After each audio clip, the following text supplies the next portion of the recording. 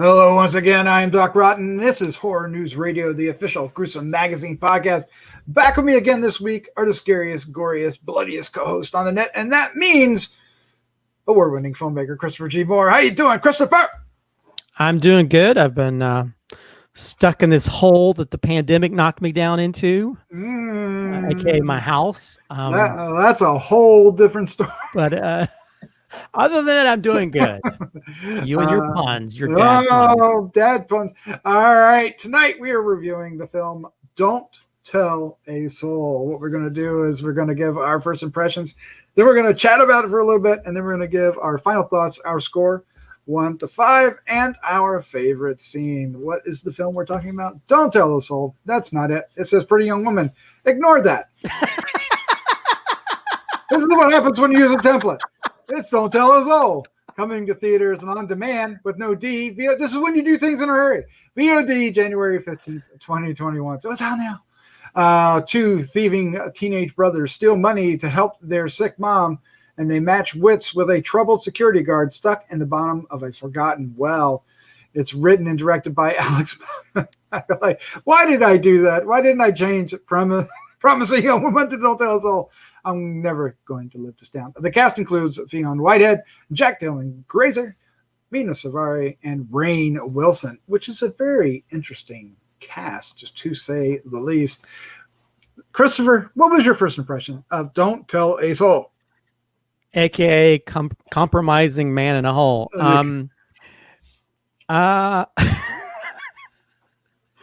That's so wrong on all the different levels. Yeah, I take it different ways. Maybe that's the porn title. But yeah, this film was interesting. It's I think for me the strongest element is probably the two brothers. I think the animosity that's there. I think the older brother is so sort of like menacing that you kind of fear for the younger brother throughout this whole film. And you can sort of understand why the younger brother sort of does certain things by the end of it. But yeah, I think for me, that's the strongest element of it, as they sort of like go down this harrowing path of horrible things that keep happening. But yeah, it's I think that aspect of it, I think, is the most interesting aspect. I think as the story unravels, it sort of goes into sort of like a more cheesy ending for me.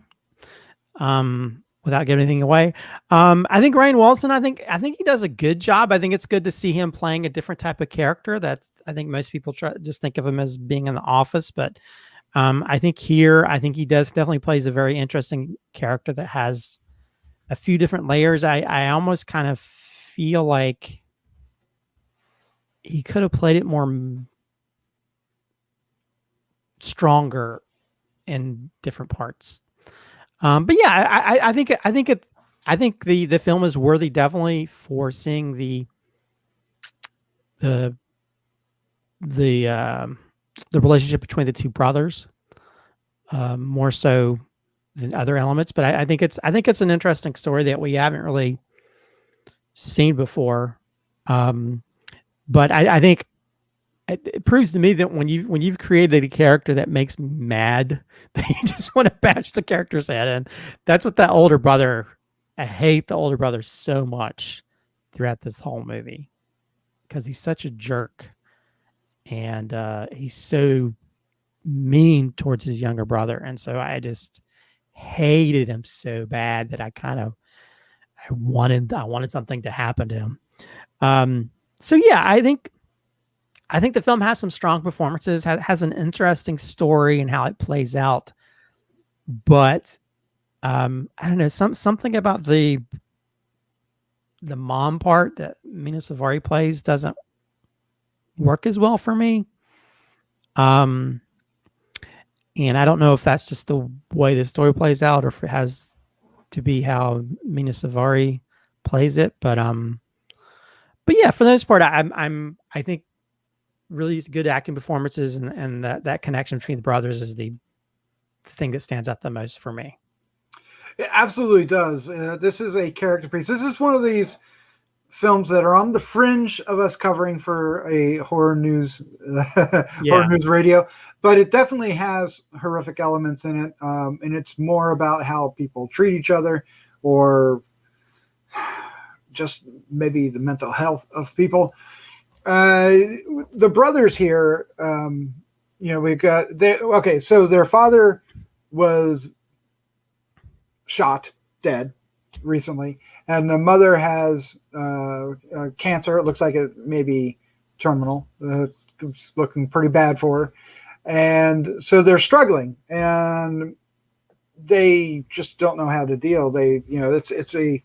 These are people that are totally unprepared for life, and it's really harsh to see how they struggle and then how they try to grow. And their arcs are interesting. And when we get into spoilers, it's whether or not they pay off or not. It's whether you're going to actually enjoy this film in the end. The Rainn Wilson character is a security guard, and he catches our two thieving brothers and chases them, and then he falls into the hole, and then they got to figure out what to do with him. Of course, the older brother just wants to let him rot there, and the younger brother, who's a little bit more of a softie, wants to save him. And then from there, tensions grow, and we start learning more and more about our three characters, our three main characters. And it's the dynamic is interesting. It's very engaging. It keeps your attention. The story is shot beautifully. It's acted terrific. It is the cinematography is really great for what they have. You really feel for the young brother, played by Jack Dylan Grazer. You probably recognize him from It. You really see the struggle because he is afraid of his older brother, and with reason. His older brother bullies the crap out of him, and he is growing into being his own man, if you will, and just maybe doesn't have the strength yet to stand up to him in a way that he knows how. So that aspect of it is the driving force of it, I think, and they play with that aspect of it with the Rainn Wilson character in a very interesting way that I really, really like. I have to agree with you, Christopher. I really liked Rainn Wilson in this. I thought he was really good, but his character have been a little bit more menacing? And to go into that a little further, we have to wait for spoilers, but it certainly could have been. They could have approached it a different way, but I kind of really liked what they were going with because it was a little bit more mental and not physical. So I don't know. A lot going on with this. A lot going on, and it really, I don't know. You're never going to get scared. You're never going to get grossed out. But you're gonna get feels here. You're gonna feel for these characters. You're gonna feel for the relationship between the brothers, and you're gonna, especially the younger one, and his name is Joey, right? Mm-hmm. And Joey, the older one, Matt. right? The older one's Matt. So you really, Joey's the main character, and you're gonna follow him. But man, Matt is a sumbitch. Well, I think this film, yes, this film won't scare you, but it'll make you fearful for the younger brother. That's true. So I think that's where the fear aspect of it, because you feel for him, and it's kind of I think if anything, it's just it's a sad situation. You have these kids that are brought up into a family where the dad was very abusive when he was alive, and now the brother is basically falling in the abusive footsteps of his dad. You have this Hamby character played by Rainn Wilson, who's sort of almost becoming the dad that he didn't have, but at the same time, he's just as just as bad Oh, in a man. different way. So it's like, what is it any better? To have this heart, and then you have a mom who's basically can't useless to some degree. I mean, sometimes she's does what she needs to do, but the most part she's just asking for a soda. That's all she cares about because she's suffering from cancer, and it's basically turned her into someone that's helpless, And you have this younger brother who just gets manipulated by the mom, or manipulated by the brother, or manipulated by Ambi. Yeah. Ambi, so he's just, and the way it sort of plays out, it's not a very happy movie. There's really no happy moments in this, I think, yeah, if you're having a crappy day, maybe this isn't a film to watch. No, this is not the best season to watch a movie like yeah, this. It puts the fun in is Dysfunctional, but at the same time, I think it has some very strong performances, and I think real performances, because I think I think the older brother is. I think we've known people like that who just they've been dealt a bad hand, and so it's transformed them into being assholes, and jerks to people. And a lot of times they're more jerkish to those people that they call family, and that's all they know. Because if that's all you know is because you're abused by your dad, and then you carry on that abuse to people below you or around you, and then you see that how much of a selfish person he is. He gets his brother to do certain things out of caring about something, and then he finds out that it's more about him just needing it for himself. And so yeah, I think it's an interesting.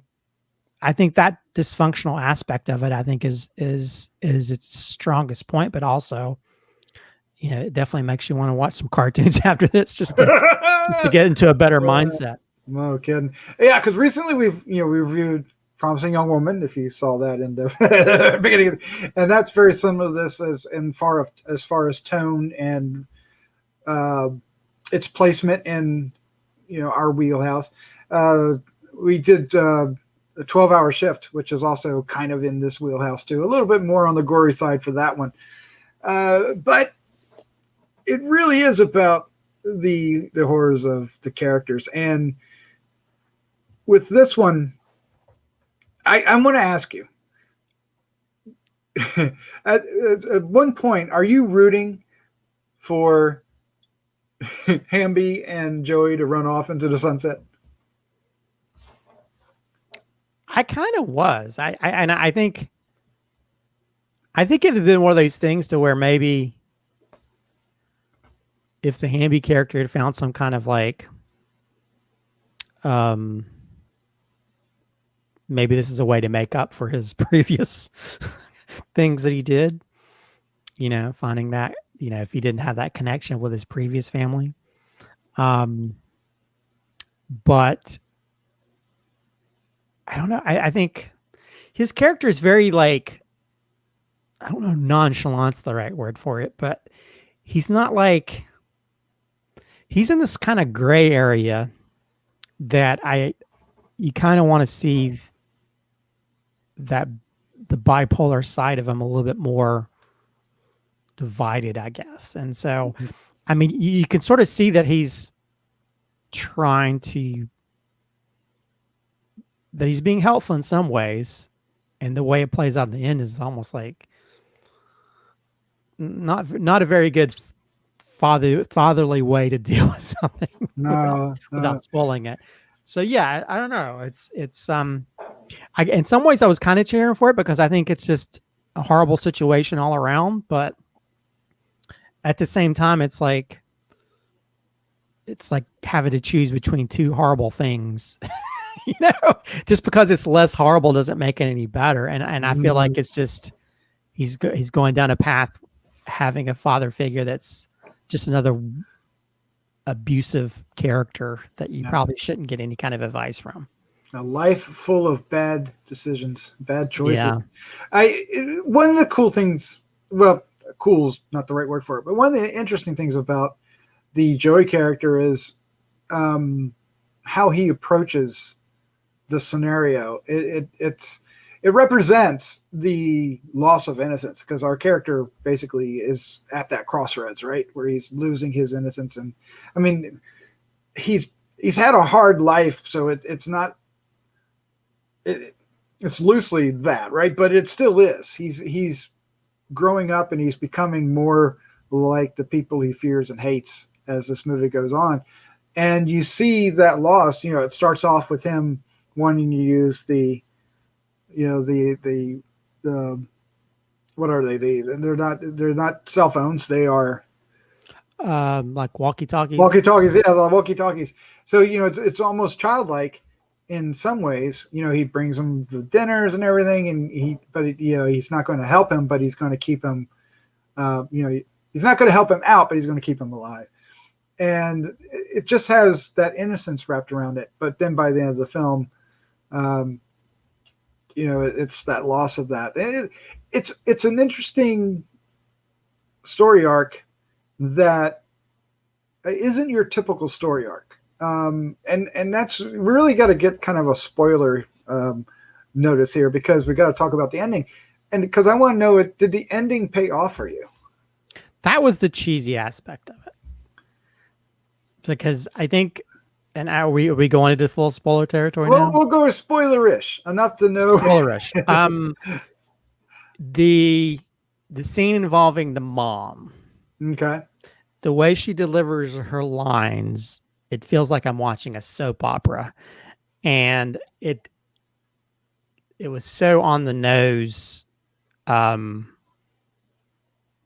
it didn't work for me. And I think part of that is also I kind of wish that, I hate to say this, but I kind of wish they'd cast someone other than Mena Suvari in this. I don't think I don't know. I didn't really, I feel like she was the one character that kind of like didn't feel as real as the other characters to me, if that makes any sense. Does. And I think when she has that one scene, without spoiling it, when she has that one scene the dialogue delivery was like, ugh, I feel like it's, let me spell out everything. It's like the exposition dump moment, that you see in movies. Yeah, but it's in a weird place, right? It's in a weird place. And like, I mean, it's kind of funny, I think, because the line that Rainn Wilson delivered is funny, which is a moment I've put in my own films, but where he says shit. I mean, to me, it was kind of possibly kind of obvious that we were kind of going there. But yeah, I didn't like that moment. But let me just point out something previously that you talked about. I think the moment that really stands out most to me is that whole walkie-talkie bit. Because you have this character who's yearning for some kind of attention, some kind of love, somebody to feel like he can have a connection with, because he's disconnected from his mom, who just would rather watch TV and drink her sodas and have some conversation with him. He's disconnected from his brother because he's batshit crazy and is trying to kill him every 5 seconds. And it's kind of sad that he's got some grown adult male sitting in a hole with a busted, ankle, who's, got bugs and mud and having to crap in a hole that he's standing in and, got peed on and all these different things. And he finds it as a way to find a connection, because and then when he gets that, the walkie-talkie, and he's talking to him, and he's just telling him his life, like you're telling your dad how your day went at school. And it's kind of sad that he's overlooking the aspect that he's got some guy that could probably die in his hole, but he's more concerned about having some form of attention, and I think that's when kids turn bad, is when they're not showing any kind of attention or love at all. And he's yearning it so bad, he's willing to overlook the fact that he's talking to some guy who, could be dying in a hole. So I think that, to me, that's the most powerful part of it. But I think when we get to the mom scene, towards the end, it's like, this kind of like pushed me away from the realism that had occurred so far throughout the film. Yeah. I know that the final moment between the two brothers was intentional, but it didn't work 100% for me. I get what they were after, and I understand that, and but I don't know, it fell a little flat. But I agree. So back to the mom and Rainn Wilson. Rainn Wilson's character, Hamby. I enjoyed that interaction. I liked Mena Suvari in this movie. I understand your take on it, and when you said that it felt like a soap opera, you're not wrong. It actually did. It felt like that moment when you reveal that I am the twin you never knew they had. It did feel like that kind of moment, but to me, it was saved by Rainn Wilson's realization of it, of what was being revealed then. That he's always presented as being a smart character, or at least smarter than the characters that we were following, right? But he was perceptive, and he was able to figure things out, and he was able to take charge of the situation. There's a lot going on with him that I like. I kind of yearn. The ending wasn't as satisfied as I wanted to be, because I was yearning for a better resolution between the brothers, either one way or the other. Yeah, because I mean, there's so many moments throughout the film where that same scenario could have played out, because he's literally almost killing the kid, early on, that parking lot scene. Yep. Yeah. Although I was kind of, without giving anything away, I was kind of worried the movie was going to end on an even darker note. Oh, I did too. I mean, the whole time I'm like, well, anyway, I was yelling at the screen. The one scene, I was like, "Kid, get away from that hole!" But then it's like, when the mom, I was like, "Please don't do what I'm think's about to happen here." And luckily, it didn't. It kind of ended in a way that, given her state of health, it could have ended entirely different way. No, I was like, oh, this is gonna go full Lynch, and it's gonna get really dark. That would have been insanely dark. I bet you there's a version of the script out there with that. Yeah, it turns like David Fincher, and like nobody's. You feel even worse by the end of it. Total 70s ending. All right, well, let's wrap this up. Let's give our final thoughts, our score 1 to 5, and our favorite scene, if we can dig one out of this. Dig a hole. But before we do, if you're still listening to this, man, thank you so much. We really appreciate you hanging out with us. It would be a real easy way to help us out would be to hit the subscribe button, hit the like button, or share with a friend. If you're interested and you want to find out more, smash that bell, because it'll tell you when we put another one up. And if you've seen this film, we'd love to hear your thoughts. Put some comments down below. All right, Christopher, you're up first. What is your final thoughts, your score, and your favorite scene for this movie? Don't tell us. Well, again, like I've mentioned throughout this whole review, I think the strength of it comes in the relationship between the brothers. I think that you can really see how the dysfunctional nature of this whole family is sort of imploded and left emotional shrapnel on these kids to where it's only going to cause pain, and it's just going to cause them to cause pain on others. And how this young boy is continually manipulated.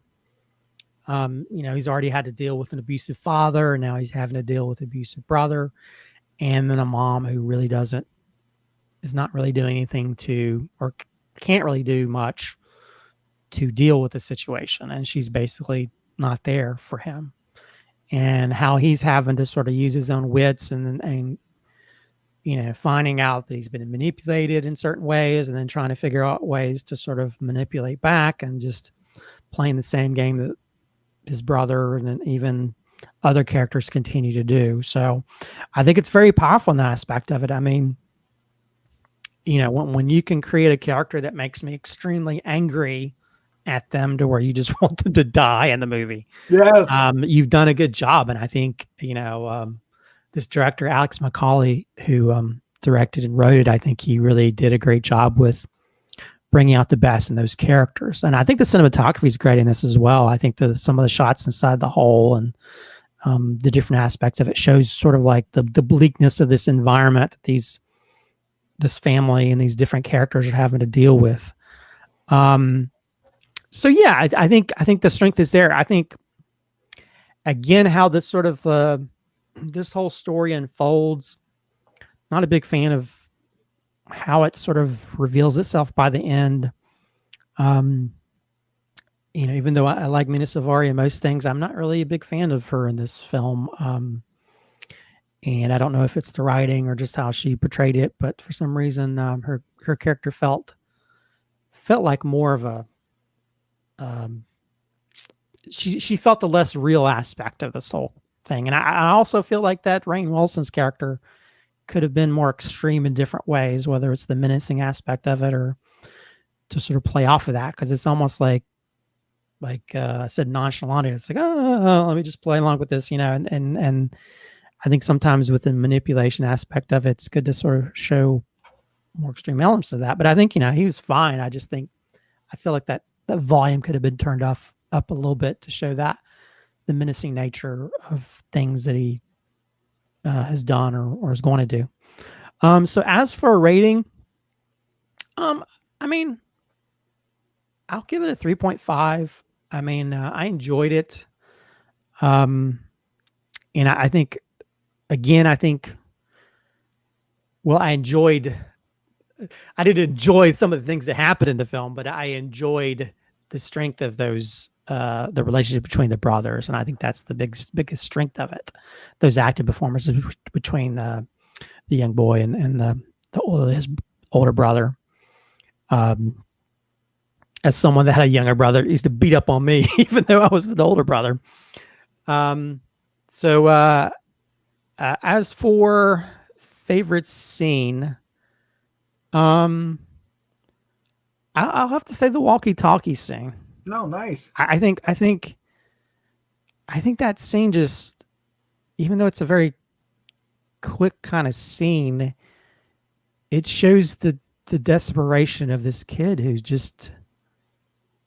who's really been given a raw deal when it comes to getting the attention he deserves. It's sometimes when it comes to like a plant, it's all about the soil that you planted in. And I think he's trying to find those resources to grow into a good person. And at the same time, he's doing things that are kind of on the dark side just to get that, that ability to have some kind of attention from someone. Or find some semblance of love, even if it's by keeping some guy in a hole so he can have somebody to talk to, because nobody really wants to talk to him or listen to him. And that's really sad. And I think that sadness of that scene just is a great sort of picture of how they really do a great job of like having these characters that you really feel for and care about, and then other characters that you really love to hate. Or hate to hate because they're such horrible human beings. Yeah, the Joey character is so emotionally well fleshed out, really well rounded. There's so much going on with him. Matt's character less so, but still enough to, like you said, you react to him, you hate him quite a bit. And there is some tweaks to his character to give him some depth. We don't really get it with Carol, the mom, as much, although they want to. And then the Hamby character, there's a lot of plot hanging on his shoulders. But at the same time, it really is powerful.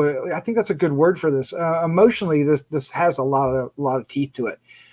You quickly feel for our main character. You understand his attraction to escaping. Really, that's what it comes down to. He wants to escape this, this life he's in, and it's not an easy thing.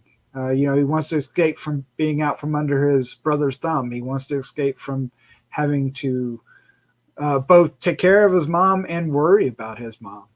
And then looks like he, in the end, he just wants to escape from his entire life. and I think a lot of people can relate to that in different ways. And so there's a lot of power to this emotionally. And the horrors are in these, really bad situations emotionally that this character's in. It's a different type of horror, if you will, and it is a stretch. It's for us to be calling it that, but it is still very much a film worth watching for horror fans, in the aspect in which this film is presented in the story. And I really I liked it. I liked it quite a bit. I really like Jack Dylan Grazer. I think all the kids that came out of the It movie are so strong, and he really is as well. I really like him in this. Yeah, no placebos here. Gazebos, right? Gazebos. No, I think I think seeing him makes me interested to see what he does in the future, because I think he does a really standout performance in this film. Very much so. Very much so. It's interesting because I wrote down 3.25, and I kind of went into this thinking I liked it more than you, and you scored it higher. So that's really interesting. My favorite scene is going to be the first gun scene. At one point, a gun is introduced into the story, and you kind of feel like it's going to go one way and it goes another, but then it kind of drops a lot of doubt and suspicion onto the whole thing. But it's just this, it's an awakening. It really is. This one particular scene I'm talking about, when one character shows Joey the gun for the first time and lets him hold it and stuff. It really solidifies this relationship, or at least the perception of the relationship that we're going to get for the remainder of the film. And our character as well is at that point shown a crossroads, and he makes a decision and takes a path. It's not a bold, big decision. It's a in the scheme of things, it's a small decision, but it is an important decision for this character to kind of get that taste, and it informs the rest of the decisions as those decisions snowball against him. So it really, really good character work. The only reason I didn't score higher is the ending. Yeah, the ending I didn't like. I think, but again, I think the strength has more to do with the brothers and all this, the build up to that. So yeah, it certainly doesn't make me dislike the movie, to wonder why I ever watch it. I think a lot of people should watch this film. I think that it's if you're into those type of films as a horror fan, I think this one is right up your alley. You should check it out. So there you go. There's our review for Don't Tell a Soul. Is out now. See, yeah, there it is. I was going to go somewhere and I can't tell a soul about it. I just don't know what happened. Christopher, don't tell a brain cell about it. Don't tell a brain cell. Thank you so much for joining me tonight. This was a lot of fun. No problem. I'm glad we could. It's funny how sometimes I'm always more visually oriented when I review things, and I care more about that. But in this one, I really like the performances, and I think that's the standout part. So I'm glad I could watch this and sort of see a different perspective of a film that makes me look at it from a different perspective. Yeah, I'm glad you got to see it too. It fell in our laps at the last minute, so it worked out well. All right, let's say goodnight. Good night.